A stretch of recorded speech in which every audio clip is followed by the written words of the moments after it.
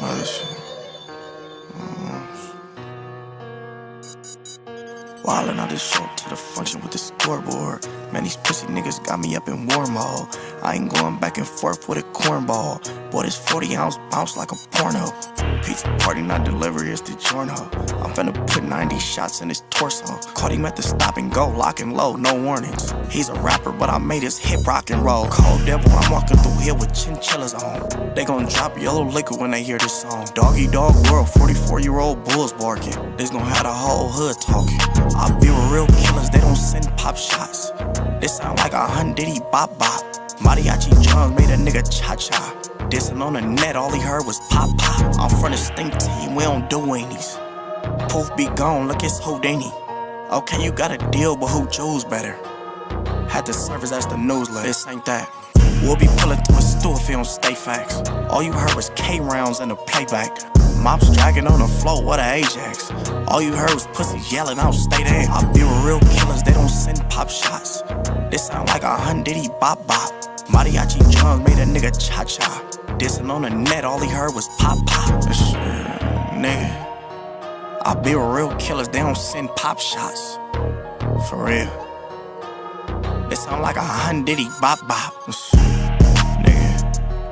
Mariachi drums made him do the cha-cha. Dissing on the gang, all you heard was pop pop. Nigga, you know the truth. We ain't doing all that, nigga. All that tough ass shit in the booth, nigga. All you heard was pop pop. On the playback, you hear me? Yeah, you know the truth. Nigga, keep our name out your mouth. Nigga, keep some respect. Nigga, put some respect on this shit, nigga. You already know the deal, nigga. Long live Jamie on Davis. Yeah. Dissing on the gang, all he heard was pop pop. Nigga.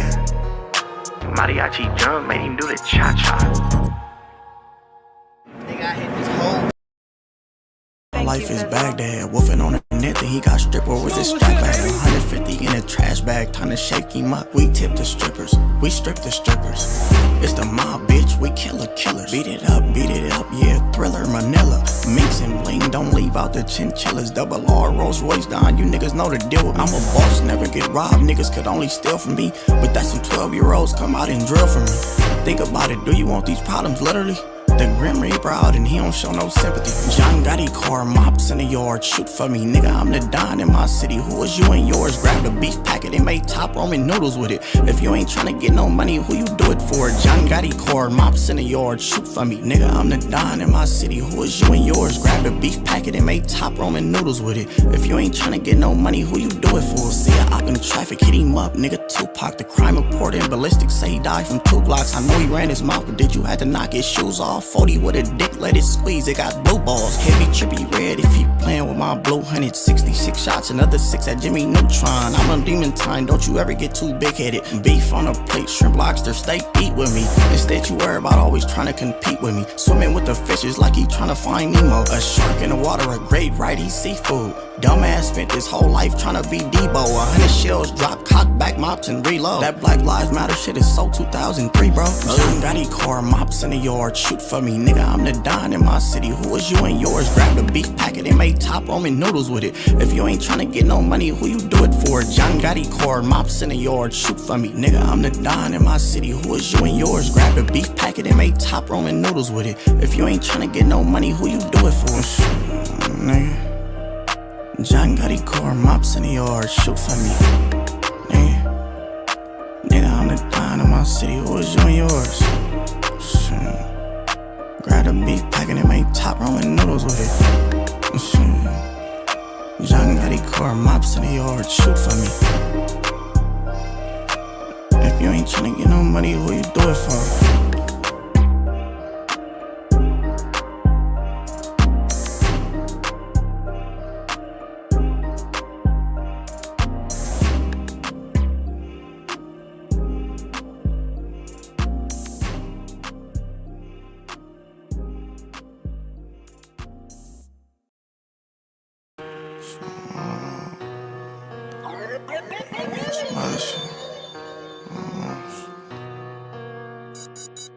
Wildin', I just show up to the function with the scoreboard. Man, these pussy niggas got me up in war mode. I ain't going back and forth with a cornball. Boy, this 40-ounce bounce like a porno. Pizza party, not delivery, it's the giorno. I'm finna put 90 shots in his torso. Caught him at the stop and go, lock and load, no warnings. He's a rapper, but I made his hip rock and roll. Cold devil, I'm walking through here with chinchillas on. They gon' drop yellow liquor when they hear this song. Doggy dog world, 44-year-old bulls barking. This gon' have the whole hood talking.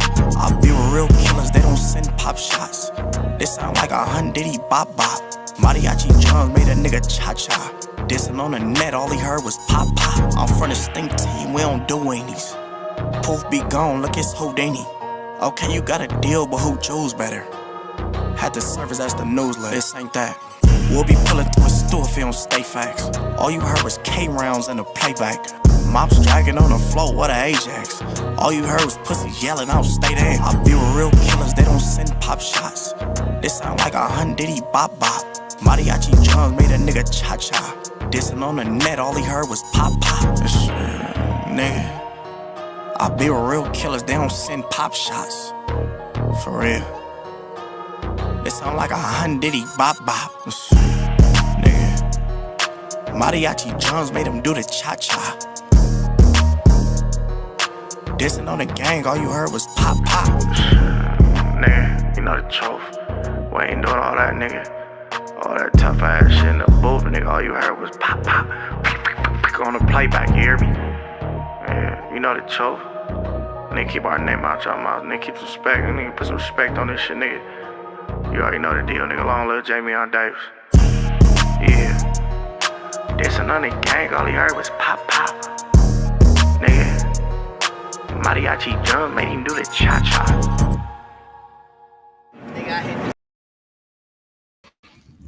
We yapping these still.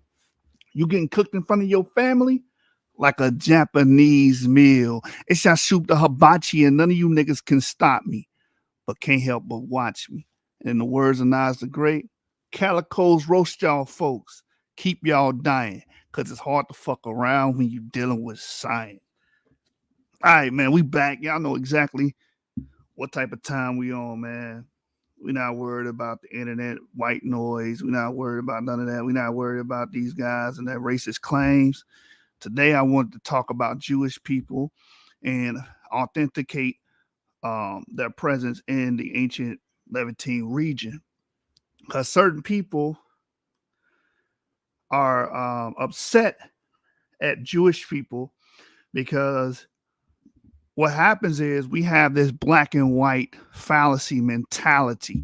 And what I mean by that is when someone claims a lineage, what they want to do is say, okay, if I'm a quote unquote Israelite or I'm claiming ancient Levantine peoples, then therefore the other people that claim that cannot be that.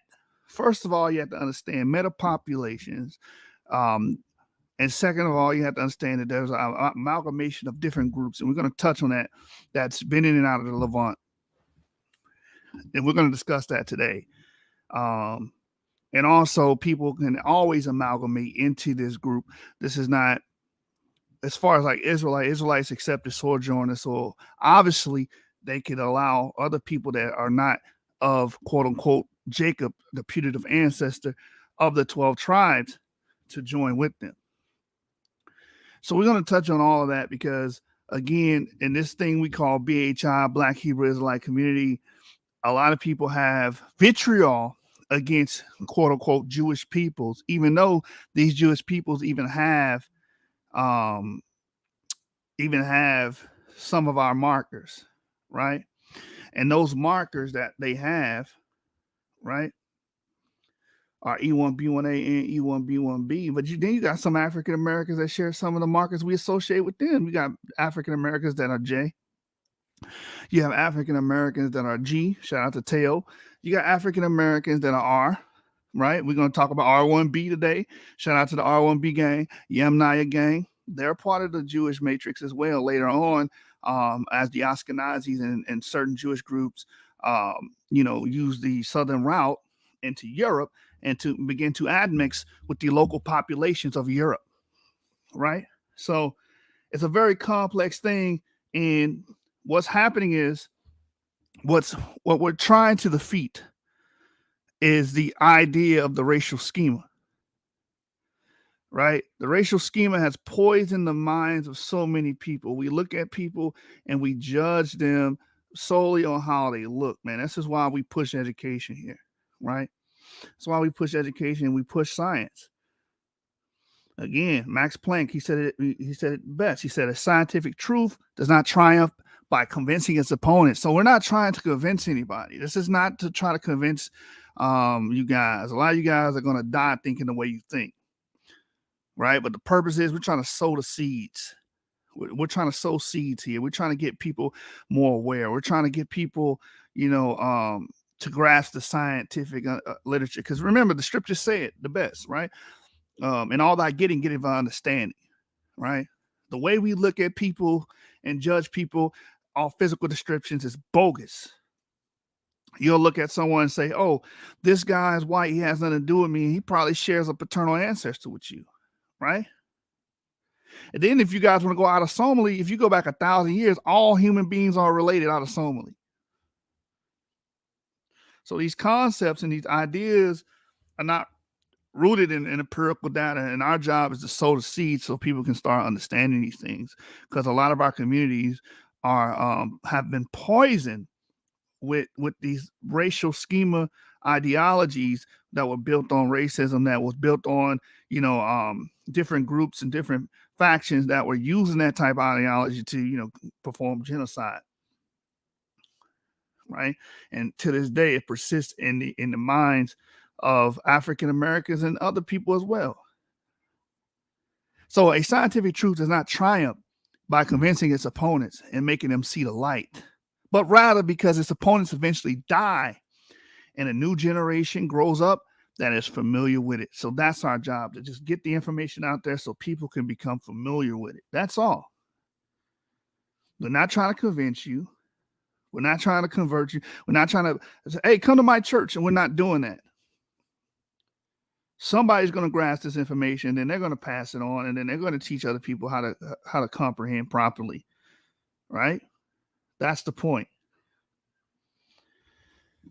All right, so we're going to go into some articles and some information, and Avery, I'm gonna do this solo so I can get the information out. This show is about authenticating Jewish people and their Levantine lineage, right? And to teach people, we don't have to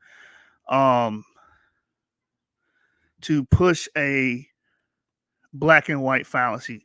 So let me show you guys, what is a black and white fallacy? Black and white fallacy. That's pretty much what most people do. They give you two options.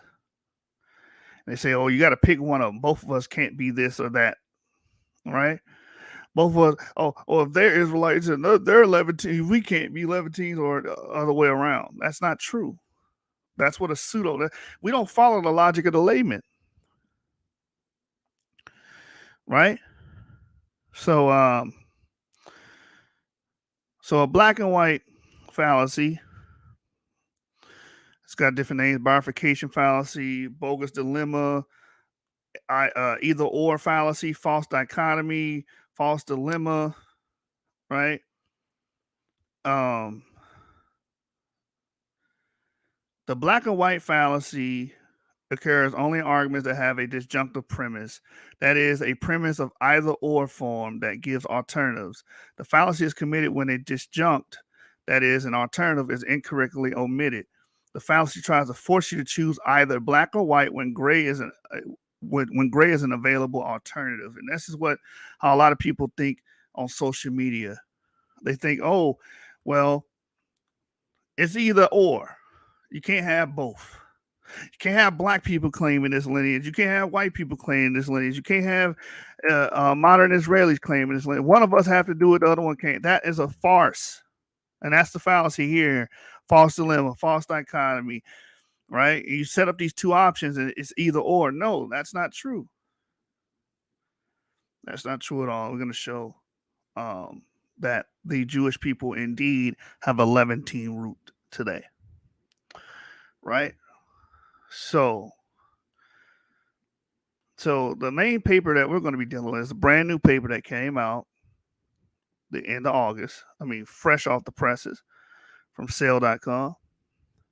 Genomes from the medieval mass burial show Ashkenazi associated hereditary diseases predate the 12th century. All right.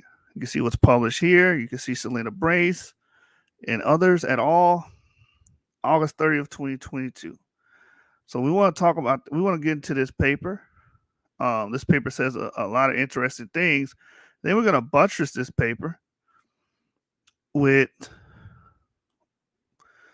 the other paper dealing with medieval Ashkenazi, because we want to dig into the haplogroups and the genomes of these people. And then we're going to tie it to the ancient Levantine groups that we know were there because we found their burials there. We found their skeletal remains there, right?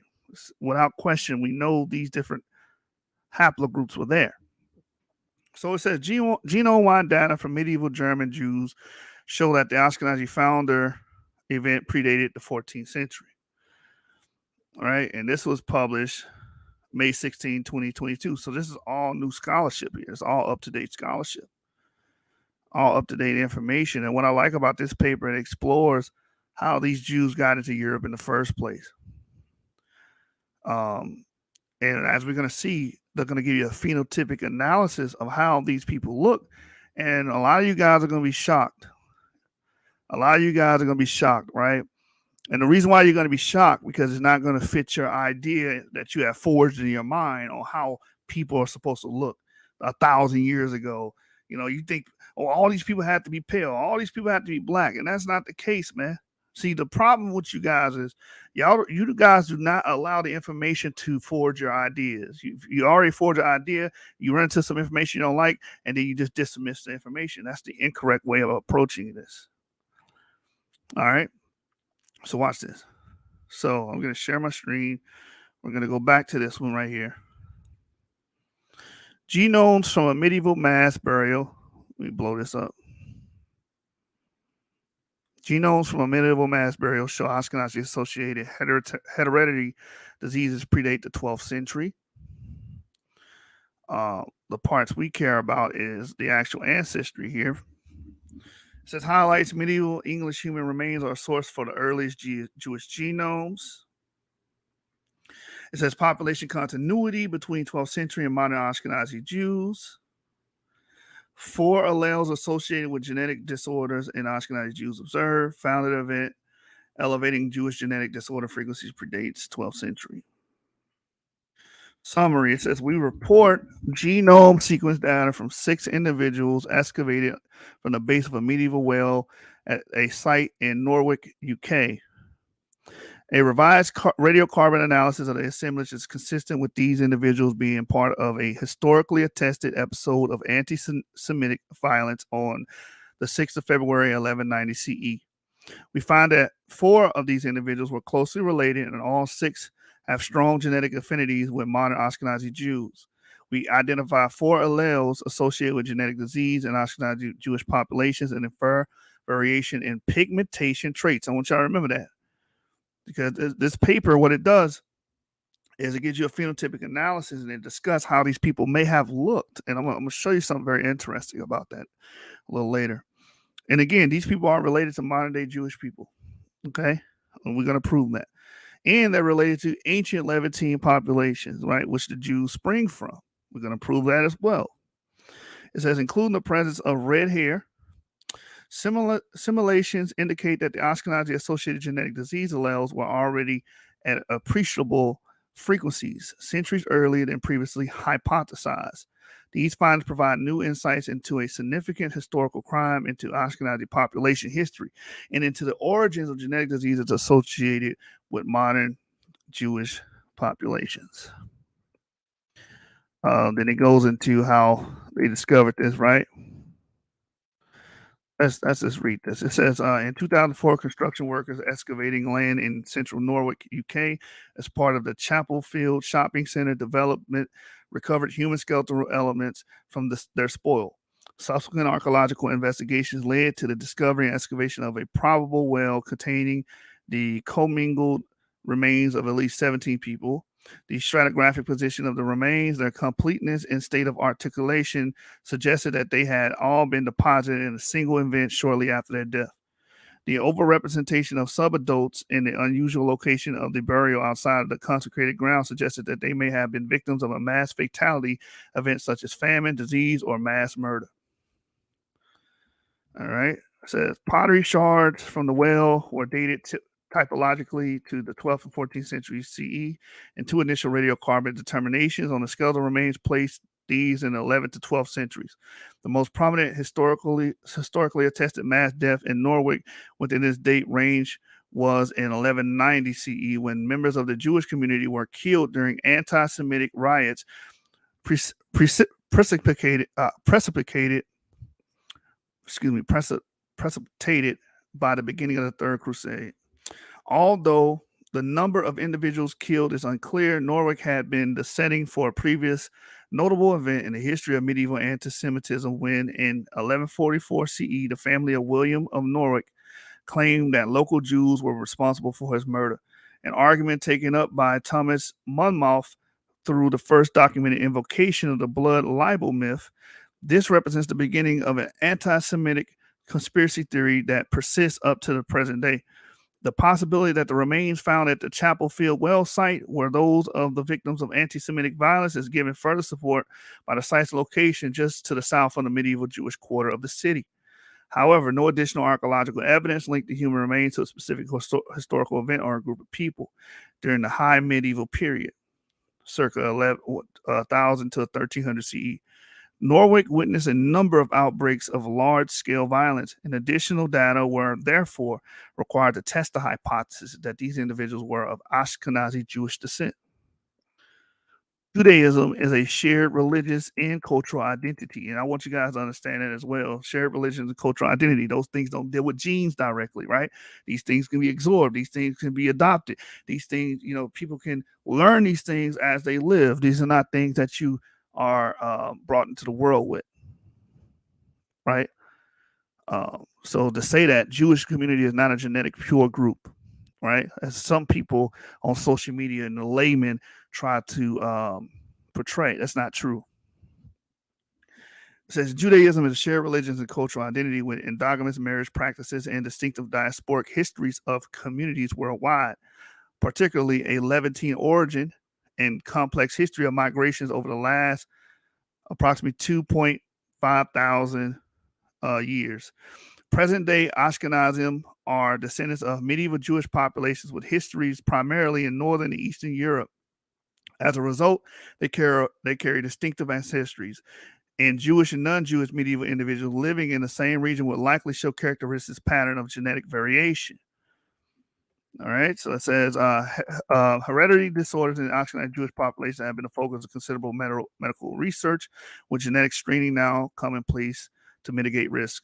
Their prevalence is generally attributed to strong genetic drift during Ashkenazi population bottlenecks, coupled with high endogamy. Although other processes such as heterozygote advantage have been proposed, candidate population bottlenecks include the phase of dispersion following the destruction of the Second Temple in 70 CE, the formation of Ashkenazi communities in the northern Europe during the medieval period, anti-Semitic persecution arising from the Crusades, unfounded reprisals for the Black Death, and the movement from Western and Central Europe to Eastern Europe that preceded rapid population growth from the 15th to 18th centuries. No genomes from known Jewish individuals are currently available from the medieval period or earlier, largely because exhumation and scientific testing of Jewish remains are prohibited. Such data could inform on the migration and admixture histories of Jewish populations, and this is what kind of teased me off, because they got to let that go. Because if we want to learn more about these people, Israeli government and others that are part of the Jewish diaspora have to stop putting a blockade on, testing Jewish and Jewish skeletal remains, because it's not about your religion, it's not about your political sphere. It's about research. It's about learning. It's about unveiling the past. And if we're going to unveil the past, you're going to have to stop putting blockades on, exhuming skeletal remains so we can see who these people were. It says, furthermore, the presence of any pathogenic variants would provide valuable clues to the origins and spread of Ashkenazium-associated genetic disorders. Here we examine results from radiocarbon dating and genetic analysis of the Chapel Field individuals to better establish who they were, when they died, and the nature of their death and burial, and identify potential broader implications for Ashkenazim population history and genetics. Then it goes into the remote results. It deals with the time they dated. We already dealt with that around this period here, 1161 to 1216 CE. And then this is the region in Norwich where they found these bodies in the wells. And they give you pretty much a reconstruction of what that well and the skeletal remains look like. All right.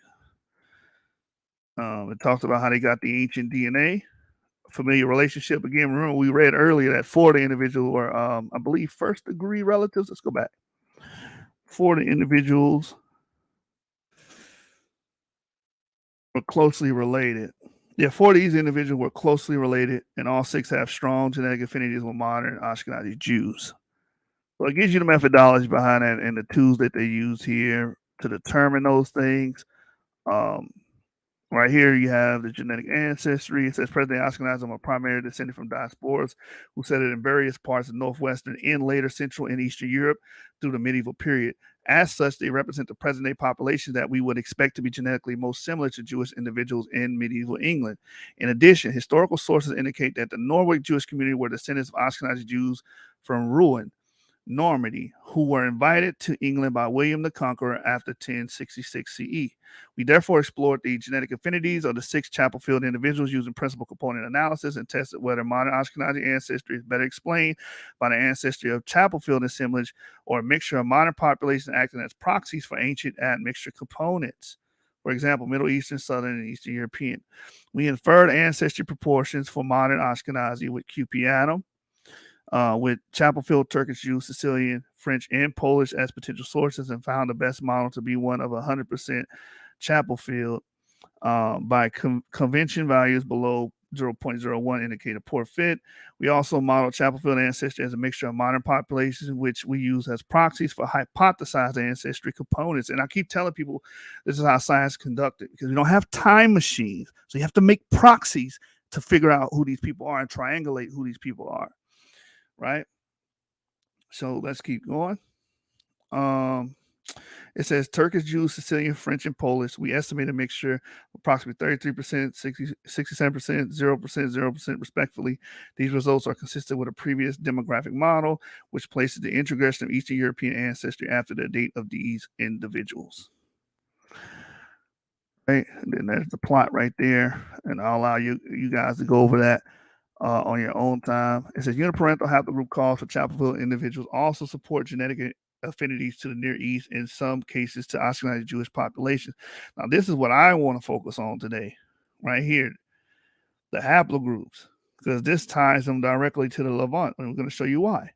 It says specifically Ashkenazi Jews form the majority of modern carriers for mitochondrial haplogroup H5C2. In particular, the back mutation at 16304 observed in the 3 sisters SB605, 606, and SB671. The Y chromosome haplotype of SB676 is E1B1B, right? This is a downstream marker. E1B1B is within the haplogroup EM34, which is common in Semitic language speakers and has a frequency of 11.7% among Ashkenazim for the parent haplogroup EM123. So what's great about what's awesome about this right here? First, E is a part of this, and also, and they tell you that it's associated with Semitic speakers, right? E1B1B, E123, and we also revealed that this marker was found among the first free African American group in Palenque, Colombia, in the Americas as well, right? Also, it says similarly, the parent subclades of SB604, J1A, right? J1 is also there as well, right? Most likely P58 is what is going on here. In SB696, T1A1A, are particularly associated with Levantine ancestry. So I want to focus on this for a minute. Let's go to the supplementary, and we can show you that all three of those lineages are associated with Levantine ancestry, just as the paper says, right? See, we deal with actual scholarship here. We deal with actual source material. Everybody else just playing. Everybody else just playing and making claims and preaching. That's it. That's all you got. We try to allow the information to forge our theories, our hypothesis, right? So within this, where is it at? The supplementary, it talks about a few things. Here it is. This is the supplementary here. You can see the three markers. J1A, and you can see that J1A was actually has a mitochondrial DNA. So his mother was actually J1C, which is also European, right? The three girls were H5C2, which they said was associated with Ashkenazi Jews, but we know H is ultimately Jewish. And then U6, where we see in ancient North Africa as well, and we know it's in Europe and Near East as well. Those are the female lineages that we see here. Now, what I found very interesting about this is no K markers, because a lot of people will just associate Ashkenazi Jews primarily with K, but you don't see that here. You see J on the female side, and then the three H's, the H5C2s and the H3W, then the U6. Now, on the paternal side, you see the J1A downstream of J1, right? And you see the E1B1B, which is EM123, right? Then you see T1A here. These three male lineages are autochthonous to the Near East. These three male lineages, right? There's no question about it. They're autochthonous. They belong to the Near East. Now, I also want to go down to the phenotypic analysis of the individuals. So SB676, remember that number, right? Because that's dealing with the E1B1B individual, right? The EM123 individual. They actually did a phenotypic analysis of this one, this brother, and also I think 605 and 606, the two females. So let's see how these people would have looked. Let me go down to that portion right here. Here it is, right here. Probabilities of phenotypes inferred with the higher-risk plex S related to star methods. Results are only reported for the three individuals with sufficient genomic analysis for this approach. So it was only able to do a phenotypic analysis on three of them, right? So, the blue box and the orange boxes and red boxes are the ones to pay attention to, because they actually have high enough probability to what these people have looked like. So one of the females here, 604, she most likely had blue eyes, because it's 0.91 is very high probability here. Pretty much 99% chance she had red hair. So this woman that was a part of this Jewish community, a Jewish cluster, would have red hair, blue eyes, which we expect, especially with that European market, right? And that would have been light red hair at 94%. A 0.2 chance of being pale skin, so that's not really, well, very pale skin, and 0.44% pretty much chance of being pale skin, but 52% of being intermediate. So it's like a coin toss. She could have been pale skin, or she could have been intermediate, right? So that's one of the females with the H marker. Here's another female with the H marker. It says 98, really pretty much a high probability of her having brown eyes. Brown hair, a high probability of her having brown hair. And that brown hair will be dark brown. She's got a high probability of that. And this female is most likely intermediate at 0.63, with a chance of her also being dark skinned at 29. But she's most likely intermediate according to the probability. Now, when we go to the male, this is the E1B1B EM123 sample that was found. He was most probably brown-eyed, most likely brown hair, but he also has a chance of being blonde hair. But it's a higher percentage of probability of him being brown hair, 56. And that brown hair would have been light brown, because it's an 80% probability here. 35% chance of being pale skin, but a 63% chance of being intermediate. So this person would have probably been intermediate with brown eyes, brown hair, light brown hair, according to this chart, right? So it's not the atypical image of what we think all Jews have to look like doesn't pop in your head when we read that, right? Intermediate skin, brown eyed. All right, so watch this. When y'all think of intermediate, what do you think? I got a perfect example of what intermediate is, because most people will try to show you another white person. No. That's not intermediate. Intermediate would be like the Arabs, Bedouins, the Yemeni people. And there's an actual social media, I guess, influencer or comedian that I wanted to show you guys. This is intermediate, right? That would be intermediate. Because for some reason, people are confused on what intermediate is. They keep showing, they'll show you another pale person. No, that's a person that doesn't have that much phenotypic expression when it comes to melanin. But this person is clearly in between, right? If you look up Bedouins, same thing with Bedouins, right? That's an intermediate shade. So they most likely look like this, or at least two of those individuals, right? That's a good example of what that Jewish person most likely looked like. And I know that probably bothers some people. Like in the Southern Art paper, there was a lot of people that were bothered that the Yemenian people would most likely look like him and not pale, not like pale Nordic types. But hey, this is what the papers are saying. This is why we don't want people to politicize the field of genetics. Oh, we should be sensitive to what people. No, we don't give a damn about that. We just want to know the information. We want to know how these people look. We want to know what their paternal and maternal ancestors were, the autosomal ancestry. We want to know what cultures that they may have been associated with. We want to know these things no matter what.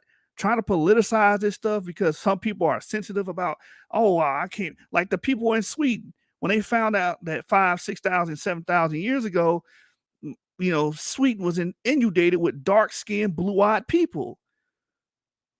And the government made a film about it, a historical documentation film about it, and everybody got upset. We don't give a damn about your sensibilities. It's about the truth. It's about unveiling the past. But you got all these groups that's trying to stop that because they have these racial schemas in their head on how people's supposed to look. Because, oh, well, I'm pale, so no, your ancestors don't have to look like you. They don't. It does not work that way. Many of these people became extra light or extra pale by introgressing into European gene pools. We see it in the mitochondrial. We see the H markers. We see these J1C3 markers. Those Europeans, of course, they're going to pick up the alleles to get lighter, right? So there you have it, man. From there, let's go to the other paper. Let's go to the other paper. Genome-wide data from the medieval German Jews show that the Ashkenazi founder event predated the 14th century. Right? Oh, you know what? I made mention of something, and let me do that before we go further. Because when we go back to the other paper on cell, it talks about the actual marker that was found here, right? Which was EM123, right? And it has a high frequency amongst the Ashkenazium from the parent haplogroup EM34. And it's associated in common with Semitic language speakers. This same marker was found amongst the first, let me pull it up, the first free Black community in Palenque. We dealt with this paper in the past, but I just want to bring it up to remind people. It may piss some people off, you know, because they try to guard this idea in their mind of these pure ancestries that, oh no, they ain't got nothing to do with African Americans. Jews ain't got nothing to do with, no, why would you say something like that? Why can't you just be a nigga and be happy? Y'all know how it go, man. Y'all know exactly how it go. M123. All right, so here we go. So this is that paper. Let me share this before we move forward. I think it's very necessary that we do this. All right. So this is the paper searching for the roots of the first free African American community. And within this paper, it says a European origin was also attributed to the haplogroup E1B1B M123. And we see this lineage was found in Europe and Norway and associated with Ashkenazi Jews, right? A European origin was also attributed to the haplogroup E1B1B M123 lineages found in Palenque. This haplogroup is absent in sub-Saharan Africa and frequent in Arabian populations from Northeast Africa and the Middle East. This haplogroup also spread in Europe at low frequencies in Iberia. It has been associated with Middle Eastern, North African, and Jewish ancestry. A direct origin in Africa can be attributed to the remaining E haplogroups in Palenque, right? And it talks about the E1A, E1B1A, E1B1B, M35, and of course M123. So this marker was actually found amongst this free Black community in Palenque, right? Which was an isolated Black community. So it was there for 400 years. It was there since the onset, right? So it is what it is. It's the data. It is the data. There's nothing you can do to change that. Anyway, so again, just to remind y'all, let's go back to that paper because recapitulation is good for education, right? So again, the paper says here the Y chromosome haplotypes of SB676, which is E1B1B, is within haplogroup EM34, which is common in Semitic language speakers and has a frequency of 11.7% among Ashkenazim for the parent haplogroup EM123. Right? And similarly, we see the J1 and we see T1. We're going to get into that. So let's go to the other paper and just drive this point home. Drive it home.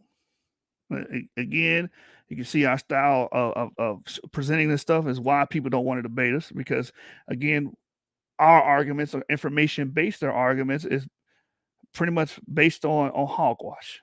Okay. The short way of saying that. So here it is. Genome-wide data from medieval German Jews show that the Ashkenazi founder event predated the 14th century. Let's go to the abstract. Read that real quick. We won't read the whole thing, but we're going to read the abstract. It says we report genome-wide data for 33 Ashkenazi Jews dated to the 14th century, following a salvage excavation at the medieval Jewish cemetery of Erfurt, Germany. Erfurt individuals are genetically similar to modern AJ Ashkenazi Jews and have substantial Southern European ancestry, but they show more variability in Eastern European related ancestry than modern AJ. And I also want to point out this about the Southern European ancestry, and I believe the reason why that Southern European ancestry is so potent in these people is because that's the route that Jews took to get into Europe. A lot of people want to believe the Rhine hypothesis, but there's more evidence for the Southern European hypothesis than it is the Rhine. It says they also show more variability in Eastern European related ancestry than modern Ashkenazi Jews. A third of the Erfurt individuals carried the same nearly Ashkenazi Jew specific mitochondrial haplogroup, and we know that's going to be K here. And that's why I said in the other paper they showed they had H, U, and J1C3, which is very eye-opening, right? So an 8 carried pathogenic variants known to affect AJs today.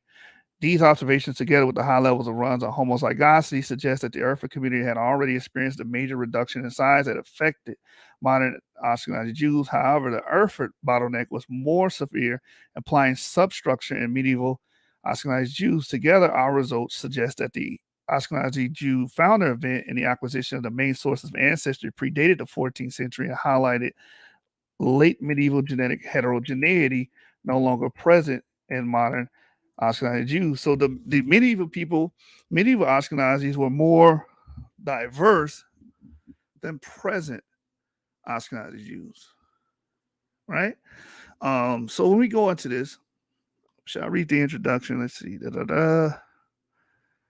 Why not? Why not? Why not? Why not? Why not? Let's read the introduction as well. I want you guys to know as much as y'all can on this. It says Ashkenazi Jews emerged as a distinctive ethno-religious cultural group in the Rhineland in northern France in the 10th century. The AJ population since expanded substantially, both geographically, first to Eastern Europe and recently beyond Europe, and in number reaching about 10 million today. The AJ population today harbors dozens of recessive pathogenic variants that occur at higher frequency than any other population, implying that the AJ descend from a small set of ancestral founders. The Ashkenazi founder event is also manifested by 4 mitochondrial haplogroups carried by as many as 40% of Ashkenazi Jews. More recently, studies found high rates of identical by descent sharing in Ashkenazi Jews, that is, near identical long haplotypes present in unrelated individuals, a hallmark of founder populations. Quantitative modeling suggested that the AJ experienced a sharp reduction in size, a bottleneck in the late Middle Ages, and that the effective number of founders was in the hundreds. The origins of early Ashkenazi Jews, as well as the history of admixture events that have shaped their gene pool, are subject to debate. In historical research, there are 2 main hypotheses regarding the identity of the early AJ, either Jews who lived in the Germanic frontier since late Roman times, or medieval migrants from the established Jewish communities of the Italian peninsula. And that's the one I actually agree with. I agree that they came because we know they had a historic presence there. There's no guesswork there. We know they were there. We know they could have migrated there, and that's why they have an affinity with Southern Europe. All right, so genetic evidence supports a mixed Middle Eastern and European ancestry in Ashkenazi Jews. This is based on uniparental markers with origins in either region. There's the point right there. According to the haplogroups, they got some haplogroups that have European origin and some of them that Middle Eastern. I'm going to tell you the Middle Eastern. The one that E1B1B Middle Eastern, the J1 marker is Middle Eastern, and the T is Middle Eastern. And the ones that are European based are mainly the R1B markers, which we're going to get into that here in a minute. It says, as well as the autosomal studies showing that AJ have ancestry intermediate between Middle East and European populations. Recent modeling suggested that most of the European ancestry in AJ is consistent with Southern European related sources. This is why I believe that the migration route of these people were via the Southern European route into Europe, not coming from Germany. It says an estimated the total proportion of European ancestry in Ashkenazi Jews as 50 to 70%, while the Ashkenazi population overall highly genetically homogeneous. There are subtle average differences in ancestry between Ashkenazi Jews with origins in Eastern versus Western Europe. While recent work has advanced our understanding of Ashkenazi Jewish population genetics, open questions remain. For example, can we localize the founder event or events in time and space? When and where did admixture events occur in Ashkenazi Jewish history? Studying the genomes of individuals who live closer to the time of Ashkenazi Jews formation may shed light on these questions. We present in the first DNA study of historical Jews focusing on Ashkenazi Jews from 14th century Erfurt, Germany. The Erfurt Jewish community existed between the late 11th century to 1454 with a short gap following 1349 massacre. We report 33 genomes from individuals whose skeletons were extracted in salvage excavation. Our results demonstrate that the Erfurt Ashkenazi Jews are genetically highly similar to modern Ashkenazi Jews, implying little gene flow into Ashkenazi Jews since the 14th century. Further analysis demonstrated that Ashkenazi Jews were more genetically heterogeneous than modern Ashkenazi Jews, with multidisciplinary evidence supporting the presence of 2 subgroups, one of which had higher Eastern European affinity compared to modern Ashkenazi Jews. The early Ashkenazi Jews population shows strong evidence of recent sharp bottleneck based on the distribution of mitochondrial haplogroups, high levels of runs of homozygosity, and the presence of Ashkenazi Jews enriched alleles, including pathogenic variants. All right, so let's get this historical context, then we're going to go into the supplemental. Historical and archaeological context, sample collections, and ethics. The first Jewish community of Erfurt was the oldest in Thuringia and its cemetery also served nearby towns. During the 1349 pogrom, most Jews of Erfurt and nearby communities were murdered or expelled. Jews returned to Erfurt around 1354 to form the second community, which was one of the largest in Germany. The individuals we studied were buried in the southwestern part of the medieval Jewish cemetery of Erfurt, which underwent salvage excavations in 2013. The site shown in the layout of the cemetery is shown in Figure S2. The excavation site was likely used by the second community. Although archaeological evidence is uncertain, the cause of death should be determined only for I-14904, that's a sample ID, who was killed by several blows to the head by a sharp object. Jewish rabbinical law, which was followed by early Ashkenazi Jews, prohibits exhumation of Jews for most purposes and also prescribes disturbing the dead. Established rabbinical ruling on the ancient DNA studies of Jewish individuals did not exist before the advent of technology. There's no centralized authority for establishing Jewish rabbinical guidance. As a part of this study, we engaged with rabbinical authorities who reviewed our proposed research plan and approved the project under the condition that only detached teeth are collected and that the analysis is performed only on already excavated individuals and does not involve excavation specifically for the purpose of ancient DNA research. And this is what pisses me off. This is what we'll never know about ancient peoples if you have more dogmatic people that will try to just stop the research. But luckily they were allowed to do what they was able to do. But no, man, we should be able to go in, get the Petrus bone, and do it for research purposes, and do like they did the Native Indians. After they're done doing the research, rebury them. Anyway, that's for another discussion. It said the study was also approved by the Jewish community of Thuringia, Germany. Following these guidelines, we sampled teeth from 38 skeletal remains. All right, so from there, let's go to I've already showed y'all the phenotypic analysis on that. Let's do that first. So the phenotypes here, it involves red hair. Let me get it. Let's just go to it. These people basically have blue eyes and red hair here. Right here. They were lactase persistent dominant allele, so they were able to digest milk as an adult. It says the T allele frequency. Early Europeans, they had that, but I want to go to phenotype here. It says they were red. They had the red hair recessive alleles, and I think they had blue eyes, if I remember this paper correctly. But maybe not. But I know they had red hair. Oh, here it is. They had blue eyes as well. And I don't think they speak to the pigmentation. They probably were pale, though. Anyway, let's go to the supplemental of this paper. All right. Let's go to the supplemental, and then we'll go to the paper showing that these markers that we see associated with these brothers have always been in the ancient Levant. All right, so where is that paper? You guys give me a second. I just want to pull this supplementary up. That's why. It's a spreadsheet. I believe it's this one. Yep, here it is. So you guys should be seeing the spreadsheet from the paper, and these are the haplogroups that they found amongst the 33 bodies. So again, just like the other paper, you see T1A, but you also see J2A, right? You see J2 markers. What else you see? R1B. Now we know J2 has an early presence in Anatolia, Greece, Crete. They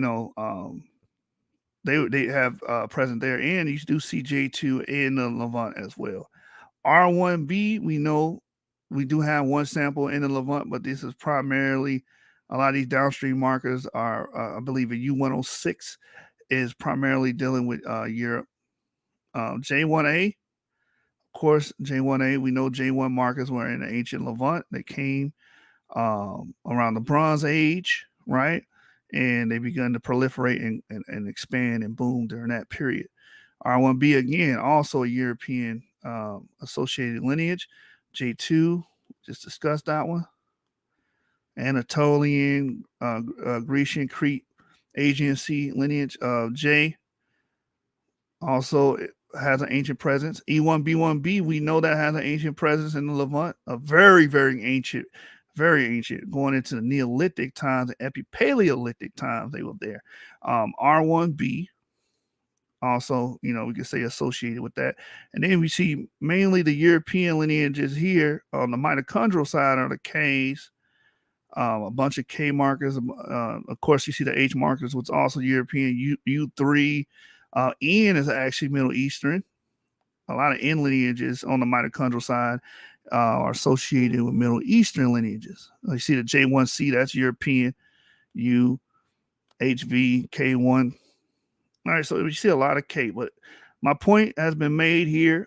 T, J1, and E primarily was what we found in the other paper. And those three markers are associated with the Levant. These people are definitely ancient Levantines. All right, so watch this. Let's go to the other chart. And this is from a paper, I believe known as the Genomic History of the Levant. And within that paper, they give you all like 72 samples from the Levant. All right. So within those samples, let's go to the sample description. You can see the ones from they found in Jordan. And the markers they see, J1A2B, that's JP58. That was found in Jordan, right? So you see a bunch of J1A2B, J1A2B, J1A2B, right? Then we go up, J2B. See a J2 marker here, ancestral J. Up, we see E1B1B there as well. These are all ancient Levantine markers. That's found in Israel. What else we see? T1A. We found that in the Ashkenazi Jewish genetic pool, right? We see T1A. R1B. We do find an R1B, and I believe, where is this at? This is the, let's see what country in the Levant this is. This is actually found in Israel. Tel Megiddo. You do see an R1B. Which could have been like Phoenician or something, right? T1A. So J1, JP58, some E1Bs there. And they just have a R marker here. J, a bunch of J's. So you see J, you see E, you see T, you even see R. So obviously these people have been in the Levant for a long time. So when you see these Ashkenazi Jews with the same markers, you can easily say that, hey, these people are authentic Levantine peoples. That's what the data is pointing towards. Right? Yehud, Hazor, Jordan, and Israel is mainly where these samples are coming from, and it's various dates, but it's pretty much the Bronze Age downward, coming from that period. So these people are obviously Levantine people, man. All right, any questions, man? Any questions? Let's see. Let's see what y'all talking about here. Let's see what you guys are talking about in the chat. Nehemiah says take a little time for him to understand the genetics. He also says if these camps followed these genetics and studied it, many will find out that they're not Israelites, especially from the northern kingdom on the 12 tribes chart. The camps follow a patrilineal descent claim according to YG's model. YAP game's model, only E markers will be able to claim a possible paternal descent. Yep. Yeah, but that doesn't mean others cannot join. Exactly. As you can see with the Ashkenazi Jews, they're heterogeneous. They have different lineages amongst them. The chosen superstar, does Sakari have any idea how foolish they sound? I notice nobody from that camp is willing to talk to this channel. So I wonder why. Yeah, they're going to be upset because we authenticate Jewish people here. YAP gang in the building. Let's see. Nehemiah says, yeah, of course they can be sojourners. I'm not saying they can't join Israel, but they will not usurp authority. Da, da, da. Yeah, that's true too. They will block you, man. They're gonna have a block party with you.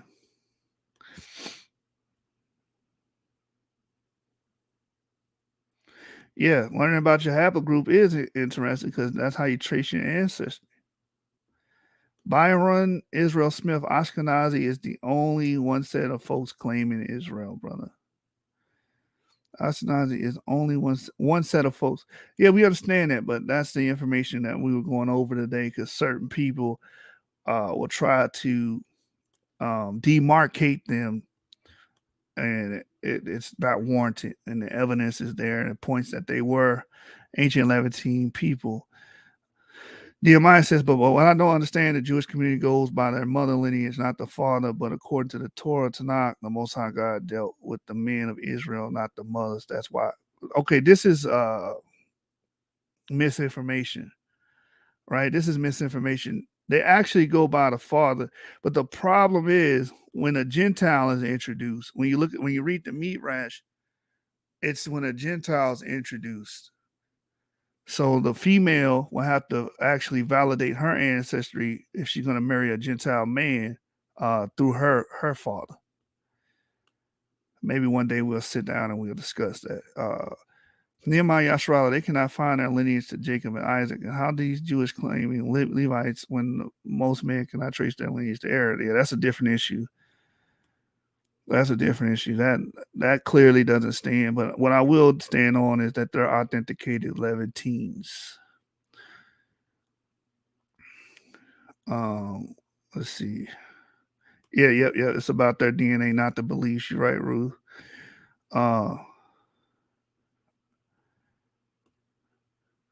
No, we're not talking about Babylonians that took over the northern kingdom because this is before that even happened. Those samples I showed you go back to the early bronze, middle and middle and early bronze, and then into the Iron Age. This is before the Babylonians even came into power.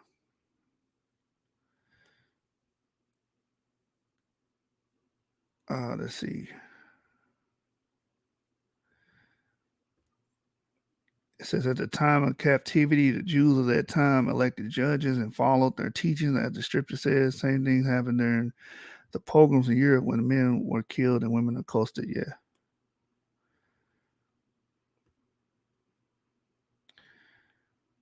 Yeah. Silk Nun, again, you're in the wrong time period. Maybe I should pull that chart back up. Hold on, let me pull that chart back up. Because we're showing a continuity here from, 4,000, 3,000 years ago to now. Let's pull that chart back up. Here it is. So when you look at these charts, right? We go to the J1 marker, J1A2B, that's JP58, right? This is during let me get the time stamp for you.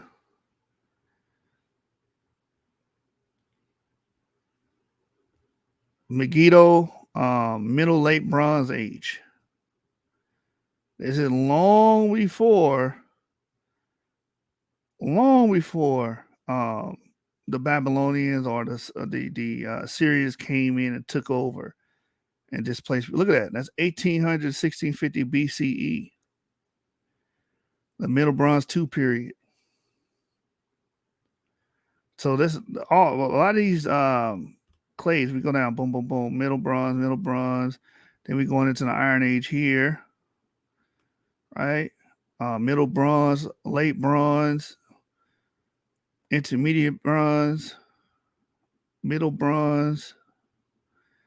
This is all old stuff. This is all before the time that you're talking about. The Babylonians come around the 6th century BC. That's at least 1,000 years after this, at the minimum.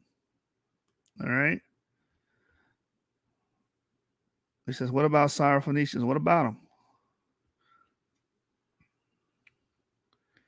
Exactly, Rue. We don't need to bring down other people to validate ourselves.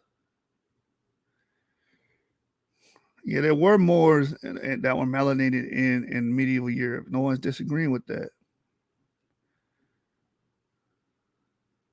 Um, Low Avenue said all those markers will have some Levantine DNA being in that region. Exactly. Darvin says, how long can a body stay in a casket before turning back to dirt? I don't know. I don't know the answer to that. But would it be in a casket? I don't think it would. But I'll have to look that up. Nehemiah says, but let's be honest, brother. Ashkenazi hold themselves up over all and call outsiders going. Yes, they do. They do that, but some of them do that. I'm not going to say all of them. Some of them do that, but that doesn't justify other people doing the same thing, man. Just like, oh, white people are racist, so I'm going to be racist. No, stop that shit, man. Yeah. Hebrews are bad on that, man. All right, man. Get y'all questions in because I'm going to close this video. I wanted this video to be concise and to the point, and I think I did a great job at doing so. Also, if y'all want to get that chart that I got, let me show y'all the paper with those 72 individuals from the Levant. It's from this paper here. We dealt with it in prior episodes. It's from this paper here. The genomic history of the Bronze Age Southern Levant from ScienceDirect.com. And if you go all the way to the bottom of the article, all the way to the bottom, you can go to the supplemental. Let's get it. Right. You see where it said download spreadsheet? So you can download the same spreadsheet that I got, and it will give you all the haplogroups. The overview of the 73 individuals newly reported in this study. Right. Boom. Click that. It'll give you the same spreadsheet that I showed you guys. And again, this is very ancient stuff. It goes back to the Bronze Age, Middle Bronze Age, Late Bronze Age, Intermediate. This is not talking about the Babylonian period. This is all older than that. This is before all of that. Those markers were there. We saw J there. We saw E there. We saw T there. We even seen some R markers there.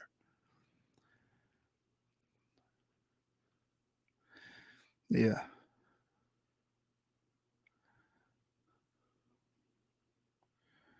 Yeah, actually they do. Like they're the commercial Jews, actually. What website is that? Science Direct. Science Direct, man. Matter of fact, I just put put it in the chat. There you go. Boom. You got it. That's the website.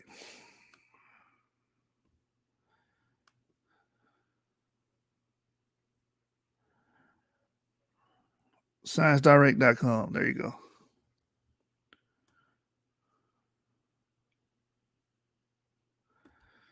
Yes, Darvis, I am saying that. They come from the same Israelite cluster.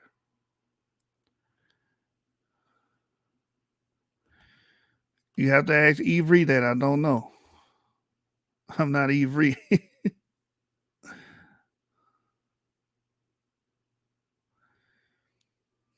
uh, I thought I saw something. Where is that? I find it interesting that E1B1B remain among the J carriers while E1B1A went somewhere else. Well, that's why it's a hypothesis. We gotta wait to see if we do find E1B1A samples in that region. But we do have other things like the autosomal signals of Bantu people going back to that Bronze Age period in the Levant. Thanks to 2018 Loose paper, we brought that out before. The 2011 paper by Morjani showing that there's a Yoruba and Luya component amongst all 8 distinct Jewish groups that date back to 3,400 years ago. But we don't have direct samples.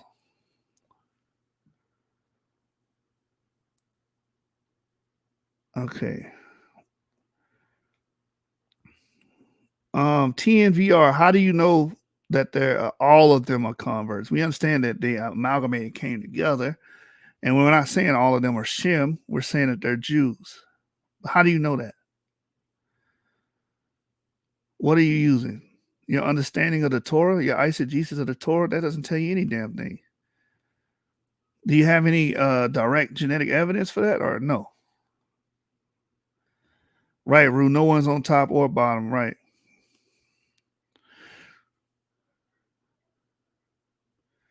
We understand that, Rudy. No one's arguing against that. But you know what's ironic about that? The article that we read is that they were much diverse earlier, so they didn't always have that attitude. Apparently, big facts. Rule E1B1A is among Saudi Arabia, Iraq, Lithuanian Jews, and Turkish Jews. Stop capping. That's a fact, bro. That's a fact. I put a chart out in the resource group showing that, showing the Turkish E1B1A amongst the Turkish Jews.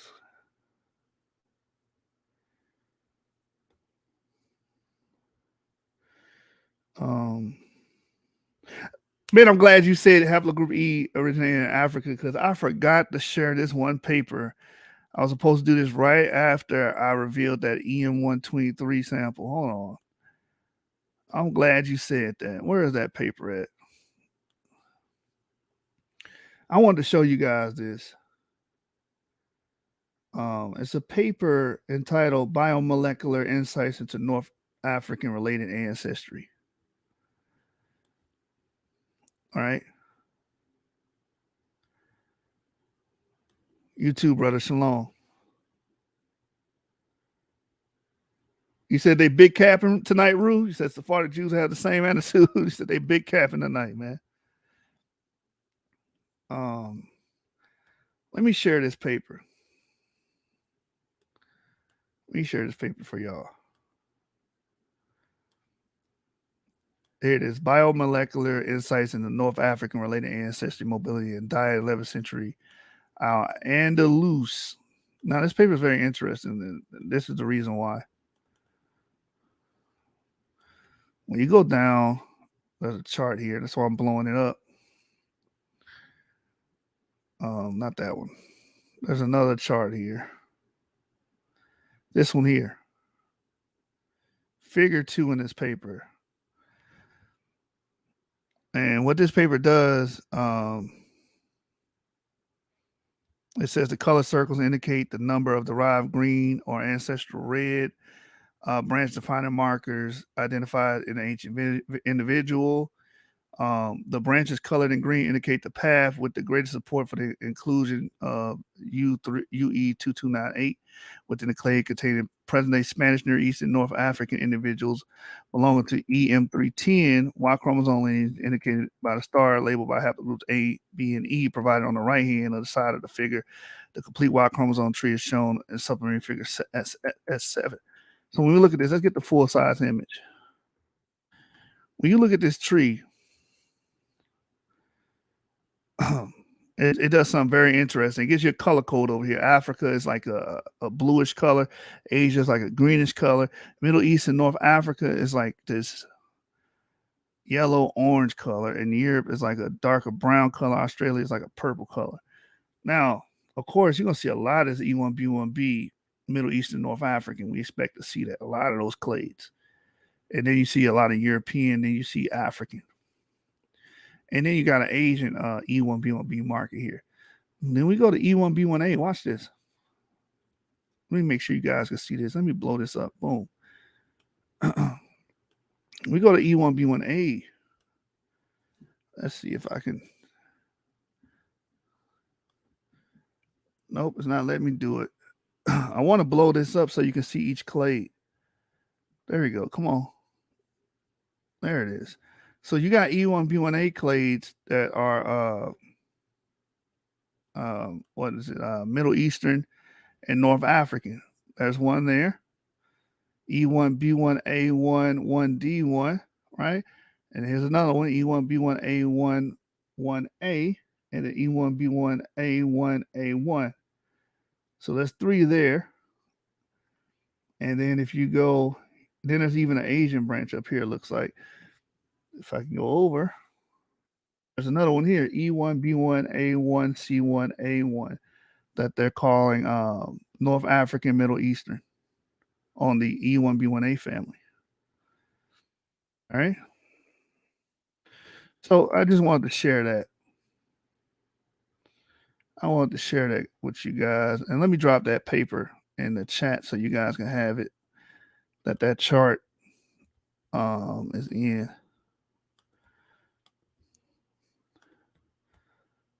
Boom. And you know what's funny about that? The peopling of the Green Sahara paper says pretty much says the same thing about E1, B1A North variants. So that's that paper here. Dang, it says Romeoid Jews aren't allowed in either synagogue. He says we have to study more Jewish history. Thanks for bringing this out. We need to study more history, period. You know, but you're right, brother. Eddie Murphy says, I told y'all we're all mixed up. We are. All right, man. I'm gonna bid you guys farewell, man. I did my job. The Jewish people are authentic Levantine people. We see the markers within them. We see the J marker, we see the E marker, we see the T marker, and those downstream clays were found in the Levant during the early Bronze Age, intermediate Bronze Age, middle Bronze Age, long before the Babylonian invasion, long before the Assyrian invasion, because I saw somebody make a comment like that.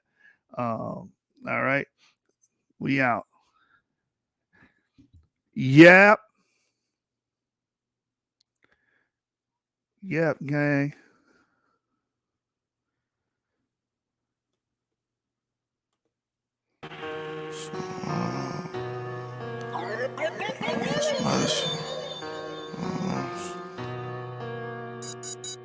Wildin' out this show to the function with the scoreboard. Man, these pussy niggas got me up in war mode. I ain't going back and forth with a cornball. Boy, this 40-ounce bounce like a porno. Pizza party, not delivery, it's the giorno. I'm finna put 90 shots in his torso. Caught him at the stop and go, lock and load, no warnings. He's a rapper, but I made his hit rock and roll. Cold devil, I'm walking through here with chinchillas on. They gon' drop yellow liquor when they hear this song. Doggy dog world, 44-year-old bulls barking. They's gon' have the whole hood talking. I be with real killers, they don't send pop shots. They sound like a hundity bop bop. Mariachi drums made a nigga cha-cha. Dissing on the net, all he heard was pop pop. I'm from the stink team, we don't do weenies. Poof be gone, look it's Houdini. Okay, you got a deal, but who chose better? Had to service as the newsletter, this ain't that. We'll be pulling through a store if you don't stay facts. All you heard was K rounds and a playback. Mops dragging on the floor, what a Ajax. All you heard was pussies yelling out, stay there. I be with real killers, they don't send pop shots. They sound like a hundity bop bop. Mariachi drums made a nigga cha-cha. Dissing on the net, all he heard was pop pop. Nigga, I be with real killers, they don't send pop shots. For real. They sound like a hundity bop bop. Nigga, mariachi drums made him do the cha-cha. Dissing on the gang, all you heard was pop pop. Nigga, you know the truth. We ain't doing all that, nigga. All that tough ass shit in the booth, nigga. All you heard was pop pop. On the playback, you hear me? Yeah, you know the truth. Nigga, keep our name out y'all mouth. Nigga, keep some respect. Nigga, put some respect on this shit, nigga. You already know the deal, nigga. Long live Jamie on Davis. Yeah. Dissing on the gang, all he heard was pop pop. Nigga. Mariachi drums made him do the cha-cha. Life is Baghdad, wolfing on the net, then he got stripper with his strap bag. 150 in a trash bag, time to shake him up. We tip the strippers, we strip the strippers. It's the mob, bitch, we killers. Beat it up, yeah, Thriller, Manila. Mix and bling, don't leave out the chinchillas. Double R, Rolls Royce down, you niggas know the deal with me. I'm a boss, never get robbed, niggas could only steal from me. But that's some 12-year-olds come out and drill for me. Think about it, do you want these problems literally?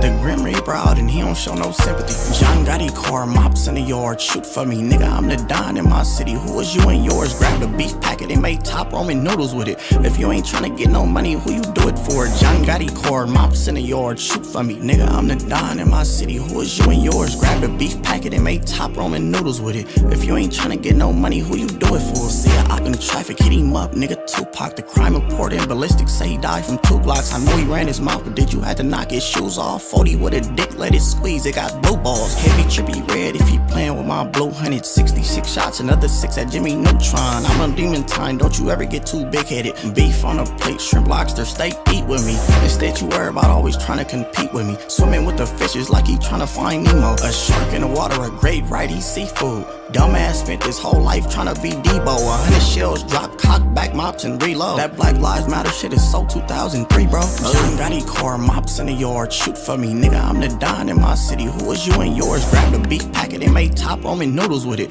If you ain't tryna get no money, who you do it for? John Gotti car, mops in the yard, shoot for me. Nigga, I'm the Don in my city. Who is you and yours? Grab the beef packet and make top Roman noodles with it. If you ain't tryna get no money, who you do it for?